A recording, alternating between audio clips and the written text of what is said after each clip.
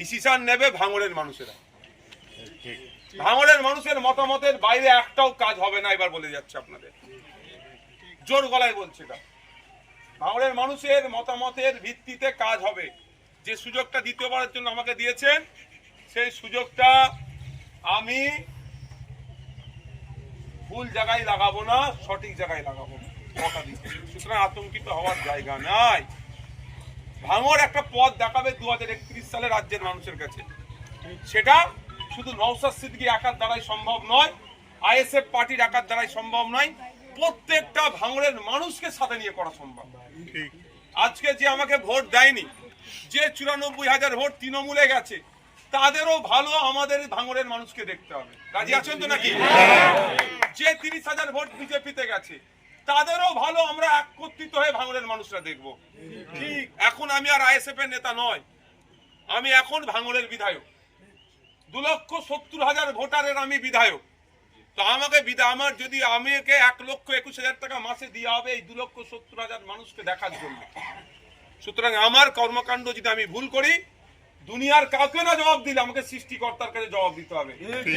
আমি ইসলাম ধর্মের অনুসারী, আমার ধর্মীয় বিশ্বাস যে আল্লাহর কাছে জবাব দিতে হবে আমাকে। তো সুতরাং আমার দ্বারাই অন্যায় হবে না।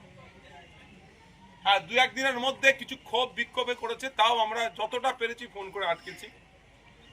আজকে সকাল থেকে কেউ বলতে পারবে না একটা কোনো ছোট্ট ঘটনা ঘটেছে, কেউ বলতে পারবে। আর আমি আজকে বলছি, মানে সবই আল্লাহ সৃষ্টিকর্তার ইচ্ছে, তার বাইরে কিছু নয়। যদি ভাঙড়ে আমরা হারে যেতাম, এতক্ষণ আমাদের 200 ছেলে লাশ ফেলে দিত, 5,000 বাড়ি ভেঙে দিত,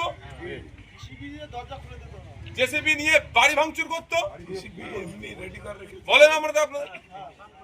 কিন্তু আমার ছেলে ভুল করলে আমি ছাড়বো না। একটা কথা, আমাকে কারণ দেখাতে হবে যে তুমি ওর বাড়িতে কেন গিয়েছিলে, একটা কে। এটাও আমি বলেছি, আমাদের নেতৃত্ব জিজ্ঞাসা করবেন। কেউ তৃণমূলের এজেন্ট বসেছে, তার সাথে লড়াই নয় আমার। কে তৃণমূলের দেয়াল লিখেছে, তার সাথে আমার লড়াই কিসের ভাই? তৃণমূলের হয়ে প্রচার করেছে, তার সাথে আমার লড়াই কেন থাকবে? বিজেপির হয়ে দেয়াল লিখেছে, বিজেপির হয়ে প্রচার করেছে, আমার সাথে তার লড়াই নয়। সে তার রাজনীতি করেছে। লড়াই হচ্ছে যে গরিব মানুষের কাছ থেকে 20,000 টাকার কাটমানি নিয়েছে, তার সাথে আমার লড়াই। তার ওই 20,000 টাকা আমি বার করবো, ওই গরিব মাকে আবার 20,000 টাকা তুলে দেবো বার করে। এই লড়াইটা আমি লড়বো। আমার সাথ দেবেন তো আপনারা? এই লড়াইটা লড়বো আমি। কেউ তৃণমূলের হয়ে এজেন্ট বসেছে বলে তার বিরুদ্ধে আমি লড়তে যাবো না। তার ভালো লাগে যে বসেছে, কি বলছি বুঝতে পারছেন? এই কাটমানি, রাস্তাতে কাটমানি ক্ষেত্রে এ করছে, এইগুলো বার করবে, এই লড়াই আমি চালাবো। আপনাদের সাথ আমি চাই। রাজি আছে? আর এর মধ্যে যদি কেউ শস্যের মধ্যে ভূত ঢুকে যায়, সেই খুঁজে বার করাটাও আপনাকে আমার দায়িত্ব। কারণ গাঁটের টাকা খরচ করে ভাই আমরা পার্টি করেছি, বন্দুকের সামনে দাঁড়িয়ে আমরা লড়াই করেছি। পঞ্চায়েত নির্বাচনে আমার 3টে ভাই শহীদ হয়েছে, আমার ভাইয়ের একটা পা এখনো কাটা আছে। এত আত্মত্যাগ, জেল খাটিয়েছে আমাদেরকে, পুলিশের তাড়া কাটিয়ে আমরা মাঠে শুতে গিয়েছি, বৃষ্টিতে পানি হয়েছে, সেইখানে মানে ঘুমাবার জায়গায় দাঁড়িয়ে সারা রাত কাটিয়েছি আমরা, কাটাইনি? আমার এখনো 3টে ভাই জেলে আছে। তাহলে আমরা এত কষ্ট করার পর একটা সুদিন ফিরছি।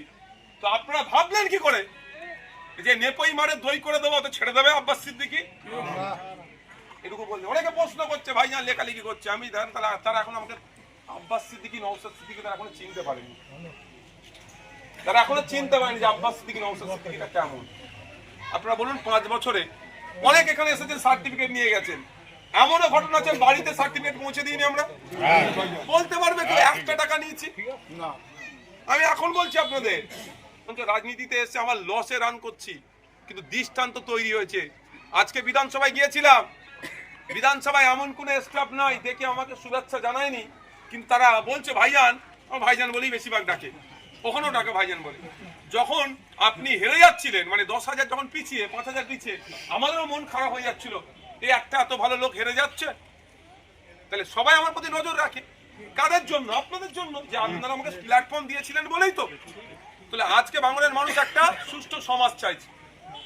বাংলার মানুষ হচ্ছে খেটে খাওয়া মানুষ, যাতে তাদের উপরে জোর জুলুম না হয়, এটা চান তো? তো এটাই আমরা প্রতিষ্ঠিত করব।